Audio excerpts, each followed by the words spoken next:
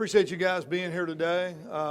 This is kind of kicks off the season every year, and the energy starts building.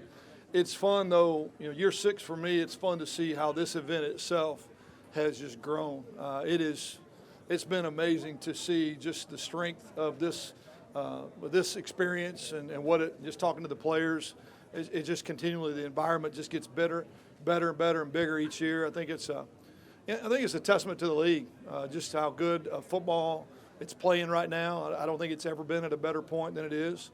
I think some of the stuff we've been able to accomplish on the field over the course of the last few years is telling that tale, and I think that's why this event just gets better. The non-conference play across conference lines to have the best record out of conference last year as a league, it's huge. That's something we've been talking about, striving for a while, and to be able to get that done last year and cross other Group of 5 conference lines and have the best winning record is huge. And then the bowl experiences that over the last 3 years, the best winning percentage, almost 70% as a league. And that's compared to everybody in the country. Those are things that we've been talking about since I came in the league 6 years ago. To be able to have those to really kind of boast about and talk about, the league is only getting better, and it's playing better football right now than it ever has. And so just presents a tremendous challenge for us. We've won 5 titles here over the last 8 years, but the last 2 years we've just gotten close, come up short. And so our challenge is finding a way to get back into that game, finding a way to win it and hoist the trophy. That's our full focus.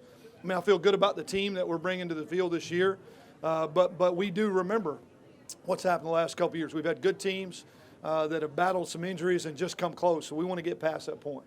I brought 2 young men that have really taken that to heart, that lead our team, and B.J. Edmonds and Kurt Merritt, that'll both be at podiums right behind us, and they truly have bought into what we're telling them. We just want to focus on being the best we can be every day.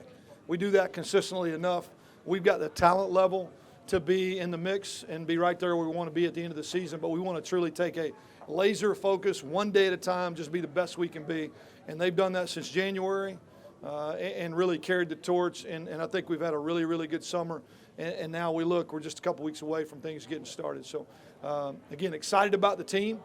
Some big shoes to fill and some guys that graduated. I know that. When you've got the player of the year on both sides of the ball, basically that both finish and leave your program, that's some tremendously big shoes to fill. But I feel good about our recruiting process and the development process, and some guys are going to step up. And I'm sure you'll ask me about a few of those, but it is a talented enough team to win. It's a talented enough team to win our league, and we have a lot of work between now and then to get that done. So with that, I'll answer any questions that you have about our players or our program moving forward. Hey, Blake, with 7 new assistants that you guys have, and including both coordinators, and obviously you are losing your quarterback as well, other than maybe your first season at A-State, how has this been, how big of a challenge has this offseason been, and has it been the biggest, and why or why not? Well, it's not that typical that you have that many staff changes in 1 year. It just kind of all happened. There were some changes I was going to make just philosophically on the offensive side of the ball. Had been running the offense myself the last couple of years and definitely wanted to step out of that role. That with what was going on with my wife off the field and just felt like some new perspective. The ability to get Keith Heckendorf to run our offense, a guy that I'm very familiar with, spent 2 years next to him in the room every day at Carolina. He spent 2 years next to Seth Luttrell, who's doing a great job at North Texas, and then he's been calling the plays at Carolina for the last 3 years, and I thought produced one of the best quarterbacks that's in the NFL right now, Mitch Trubisky. To get that guy to come in, that makes that transition a lot easier for me. And Dave Duggan is basically the same kind of experience on the defensive side of the ball. 5 years coaching with him. He's one of the best teachers I've ever been around. He has been in the game that we want to get to. He spent a year some time at Western Michigan. They went 13-0, played in the Cotton Bowl against Wisconsin. That is where we all want to get to. So that is obviously, transition is hard, but to get those kind of quality coaches on your staff, it makes us better in a lot of areas. And it truly lets me step back into a CEO type role, which was needed in my personal life, obviously with my wife, but also I think our program needed. There's things that got missed over the course of the last 2 years that now I'm able to be more involved in. So transition's hard, but good as well. Andrew Zimmel, University Star, right here. Yeah, okay. As being one of the most established coaches in the Sun Belt, how's that helped you in recruiting? Well, we've got success to sell. Number one, we've had a great 8-year run. There's only 3 teams in the country that have done similar in terms of 8 bowl games in a row and 5 titles, and that's Clemson, OU, and Alabama. So obviously we got a lot to sell. Our facilities are unbelievable at this point. We're finishing up the last finishing touches of our development and what we've done to the football facility itself. But just knowing the league and seeing it grow from where it was 6 years ago to now, and being able to explain to guys just how good the football is, seeing guys go to the next level, play at the next level, seeing coaches come through, good quality coaches, I think just that experience allows me to have a good perspective on what this league is really capable of. Coach, after the end of last season, being a team picked to win the league, not ultimately getting there, and then the way the bowl game ended, how hungry are you guys to kind of right that ship, right that negativity as week 1 approaches? Well, you got to learn from your past experiences, and we won the league 5 times. We talked about, and none of those picked to win it. Not one of those 5 years were we the favorite, and were able to get the job done last year as a favorite, and just came close. So you just want to learn and make sure you improve and advance. We put that behind us in January and really just started focusing on what we could do to affect this football team now. It's a different team. Every year is. Picked first, picked second, third, doesn't matter. We ultimately want to have the same goal every year, and that's to win and win the league, and that's what we're going to work towards. So we won't spend a lot of time talking about in the past. Once we hit that stuff and attack the problems in the offseason, it's just been about getting better every day. Hey, Blake. You mentioned the changes you made to the staff and everything. How much of that was a response to the fact that you all have been good the past couple of years, but just hadn't found a way to win the league? I think there's a lot of factors. It was never my intention going in to run the offense myself. I always felt like that I'll always be involved. Obviously that's my background, but it wasn't my intent to go in and be that guy. I felt like that I could be involved in special teams and with the defense, and I missed those relationships the last couple of years. This opportunity, I just felt like it was needed for a lot of different reasons. What I could give to the other areas of the team, but also to be able to get the guy that I got in the time that I got. To me, it was the right time. And all of our problems weren't on offense. There were problems across the board that we needed to address. It's hard for you to address them when you're in the position room with the quarterbacks every day, when you've got to put as much time and energy as you do to what play we're going to call and what schematically what we're going to do. And so I think there's residual effects of me taking on that role. And seeing now, it gives me a better perspective. I think I'm able to help in every area. Hopefully I can do that. Whoever's next. What do you got?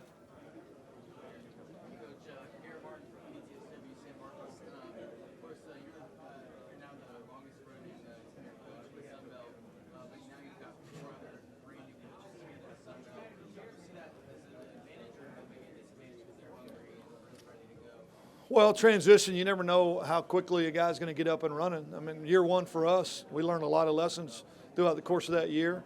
I think each program is different, and each one of these new coaches find their program in different, places. Some of them are taking over programs that lost head coaches because they won and won big, so the expectations are different. You guys got a guy coming in that y'all are wanting to see change. So each one is in their own, kind of in their own shoes, and they're going to have to find their way. We got our own challenges, to be honest with you. I mean, the expectations are higher than they've ever been, not just from myself, but from our fan base. We've got some big shoes to fill and guys that graduated out and the player of the year on both sides of the ball. So we got our own problems. Worrying about which coach I'm facing that week is not one of them, because we got good quality coaches really in every location, and we got good solid football from top to bottom of their league. And I think now more than ever, there's not a big disparity between the top teams in the league and the bottom. That wasn't the case 6 years ago. There were weeks 6 years ago that if you didn't play your best, you'd survive. If you don't play your best every week now, you won't.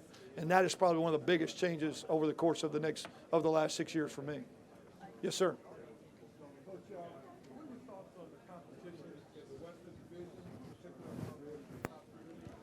Well, I think it's good throughout, period. I think both divisions are extremely competitive. Now that it is in divisions, you're going to play almost everybody. There's only one team in the league that you're not going to play, so you're still seeing both sides, but you've got to pay attention to where you fit in your divisional race. And I think the way the system is set up, you're seeing some good games and some good games late, that are going to impact that. And, we had a tie in our division a year ago. We lost a tiebreaker. We don't want to be in that situation. We want to control our own destiny. I think they set it up the best way they could. And like I just mentioned, it's so competitive across the board. I mean, anybody can win at any time, and that makes for a really fun league to watch every year.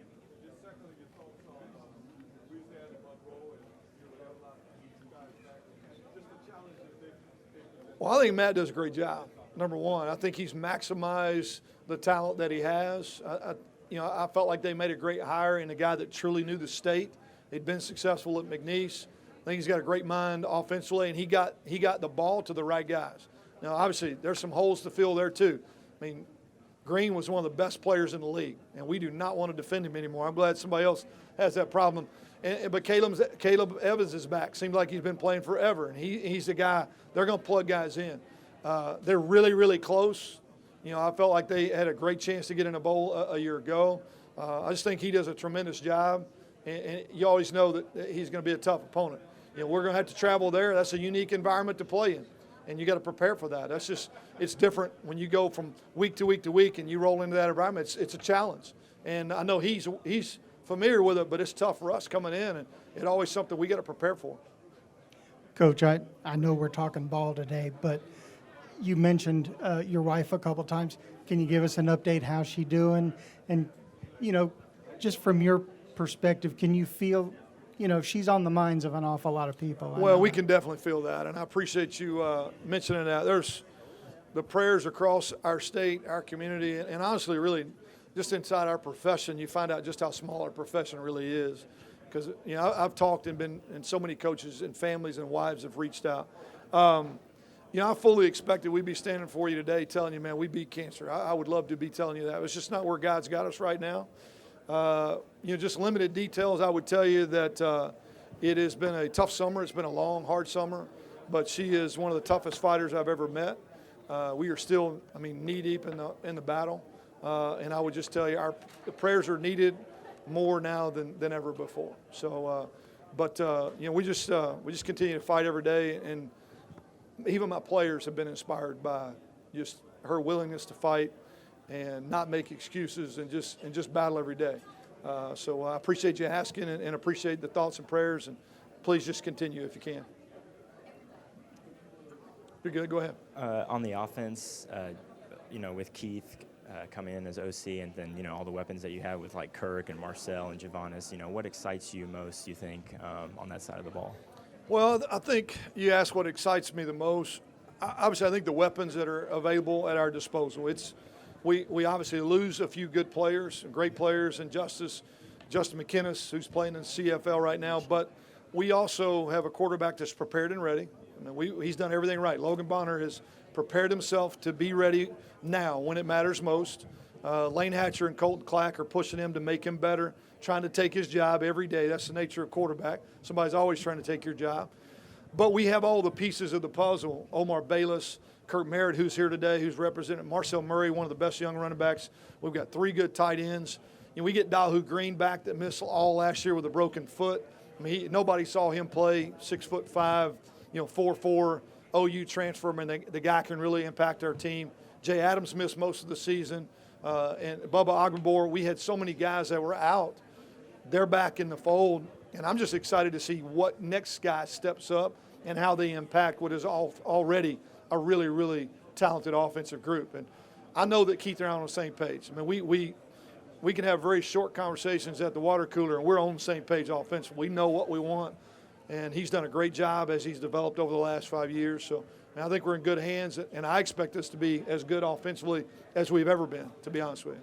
Well, you sort of just touched on it a little bit, but, losing Justice, who had a great career at Arkansas State, how comfortable are you with the guys, whether it's going to be Logan or whomever it may be starting? That comfortable word's a tough word, because it kind of points in a direction like I know things are going to be fine. I expect Logan Bonner's going to play lights out. If he doesn't, that means one of those other young guys in Lane Hatcher or Colton Clack beat him out. And if they beat him out, they're obviously playing at a high level. But the fact of the matter is none of them have played a live game and have not gone out and won a game. And that's what Justice proved, is that he could go out and win the game. And until one of those guys does that, it's still going to be a question mark. They're prepared, they're athletic, they have all the skills. But what sets quarterbacks, great quarterbacks apart are the guys that can actually go out and get the job done. And I expect we're going to have a guy do that.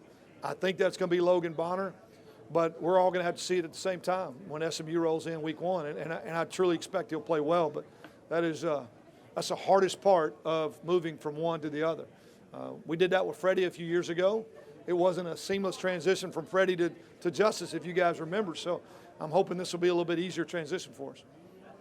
Josh Roscoe, KTSW San Marcos. Coach, you haven't had a losing season since you've joined Arkansas State. Thank you very much. How would you describe the culture that you're trying to set for the new coaching staff? Well, that's the culture. It's never even crossed our mind that we would. I mean, it's just the nature of where we're at. It never crosses our mind that we won't be playing in a bowl game. It's just the standard that we've set. Really, we focus every day on preparing to win a conference title and doing everything we have to do that. And ultimately, we want to be the best team in the country. And we got a lot of work still left to do. But the standard is just so high. I knew that taking the job, that's why I wanted it. My boss is standing right there. He and I believe the same thing. We want to do everything we can every day to build this thing to be the best program in the country at the level that we're at. And we want our fans to expect that and our players to expect that. And so conversations about whether you're going to have a winning season or whether you're going to go to bowl, those don't even happen. It's how good can we be? What can we build? What do we need to do to fill in the gaps? Who's going to step up next? And really expect that this year, this one will be the best year we've had.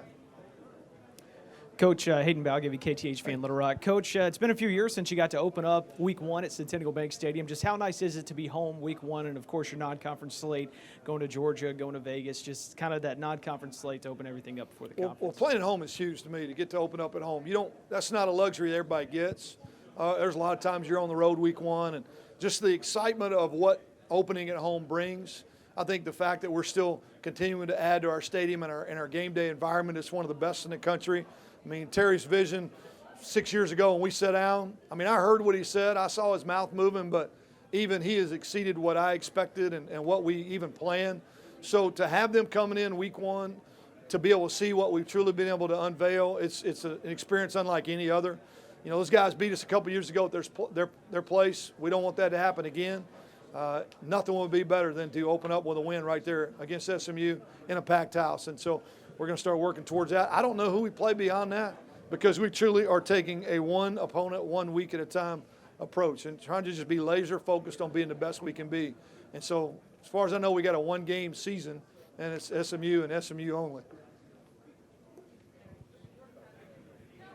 Who else?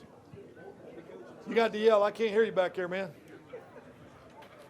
We're all family. Hopefully the microphone There you helps, go. Coach. In terms of special teams, and we know Cody Grace is kind of locked in on the punter side. In terms of kicker, how are you feeling about that position going into camp?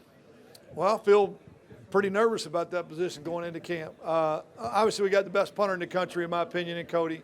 And I feel like we've got some adequate guys to back him up. Fonsum's done a great job of being ready. When we've called on Fonsum, he's done a good job.